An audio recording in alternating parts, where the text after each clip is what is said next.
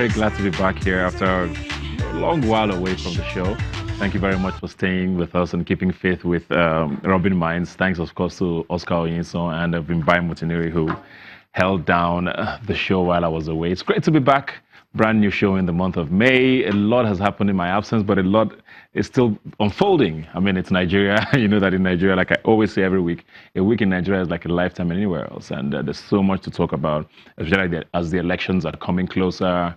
Mr. President is in the news. A lot of candidates are coming up, but that will happen in the weeks and months ahead. Today we're going to be talking entertainment, starting with entertainment, and I have a special guest here with me. We're going to be talking about the movies in Nigeria, the movie industry, and acting, and all of the things that he continues to do. Thanks for being here today, Adeniyi Johnson. How are you doing? I'm very well. How are you doing today? Very well. Thanks for joining us today. Let's talk about you now. How long have you been doing this for, first of all? Over a decade. Over a decade. Yeah. But you are mostly in the Yoruba genre, is that? Yeah. Why that though? I actually started from the English genre, but at some point I have to diversify because it's about what we chose to do in life.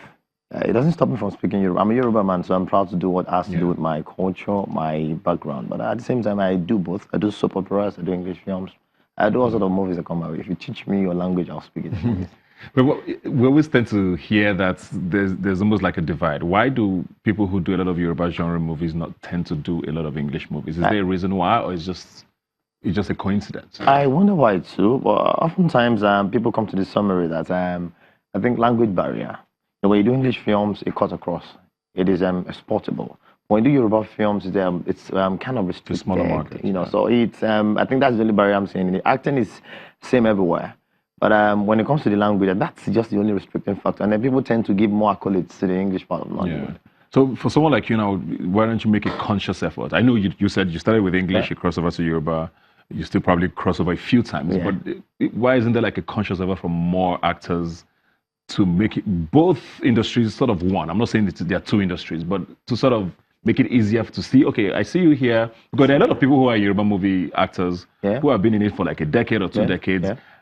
Most of us who don't understand the language tend not to even know these people. And they're superstars. Yeah. Why don't we get enough of that on the other side? I think that is on the part of the producers. I think they don't really believe in Yoruba actors, apart from the fact that they believe we have accent problem. For every Yoruba man. You don't sound like you have an accent problem. Well, I think for you now, why don't you? I do. Of course, I do. I recently worked with likes of Mimi Song and a whole lot of them. I do, but they believe in the accent problem, and then they don't believe you are exportable. But over time, a lot of Yoruba actors are beginning to mingle with the English part of Nollywood. Like Jide Kosoka has always been there. Yabo Ojo is doing well. Messi Aigbe is and a whole lot of other actors and actors. So we are cutting across. It's going to take a little while. Yeah. A whole lot of those English actors actually want to do Yoruba films too. Yeah. They tell you, I feel speak Yoruba, or just make I come. So we are striking a balance. It's just going to take a little time. Speaking of the Yoruba industry now, of all the sort of language industries, it's probably one of the biggest in the country, if not the biggest. It is.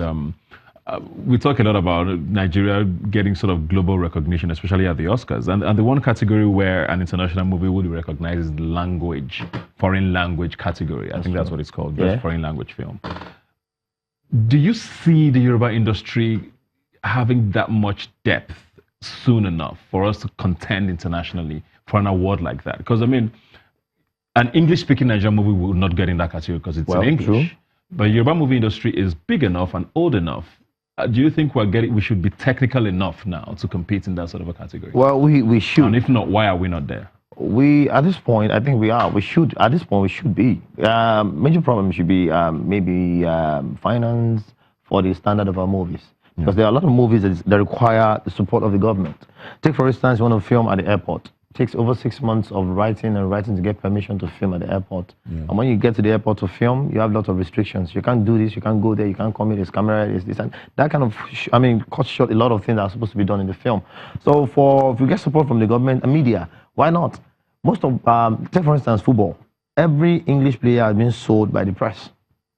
They make it shouty, they make so much noise over them that you buy them for millions of dollars. Pounds and all. But for Yoruba film, if you get that kind of noise, that means what I call it, like Charles culture. If you get that kind of noise from them, over time we'll get there. We have the story, we have the technical, we have the culture. There are places you get in Yoruba land and be like, Because the stories are there, but it depends on how it's told. Now. That's usually the problem. Yeah. So. That's why I said we need support from the government and every other person. If our directors have been sent over, like to learn more for courses, and when they come back, they put into what they've learned to practice. I mean, over time we will get the recognition. You mentioned government there. Looking at this government, I mean, they've been in power for close to 4 years now. How would you rate them with regards to Nollywood? They're hopeful. That's not a rating. Regards to Nollywood, I don't think Baba watches movie. I don't think I listen Baba with actors, unlike the past government. Baba doesn't have time. Baba just want to travel and explore the world, you know. Baba, I don't think Baba gets to. I don't know. I know the president. I am not sure Baba gets to even know any actor. I'm not sure if he knows anybody. So you think there's no interest in Nollywood from well, from my own point of view, personally, I'm not speaking on behalf of Nollywood now. Adeniyi's point of view, I don't think there's anything of such. Fair enough. Let's talk about you now. And I want to talk. I mean, your private life is usually very private. Congratulations, you're getting married, I hear. Yeah, pretty soon. Congratulations. Thank you. How's that going? Pretty good. So well. How long were you guys together for before? 2 years. For 2 years. She's in the industry as well. Of course, yeah. She's the producer. Oh, okay. And so did you guys meet on sets? Let us in a bit on how that happened. You know, I've always not wanted to talk about this, but I'll paraphrase. We met in the industry quite all right. After my initial marriage, we became friends, close friends, and I had my relationship, she has hers. But at some point, feelings started developing, and then we talked about things. Two adults came together, and we feel we can withstand the storm and the noise and the banters and the cyberbullying, and so far so good. We're doing well. I think I'm loving every experience of it. Yeah, I'm liking it. It wasn't a problem seeing that she's in the same industry as you. Practically, with scheduling and if you're going to start a family and all of that. She was more of a friend than an industry person to me. Okay. So for every man, you want to marry a friend.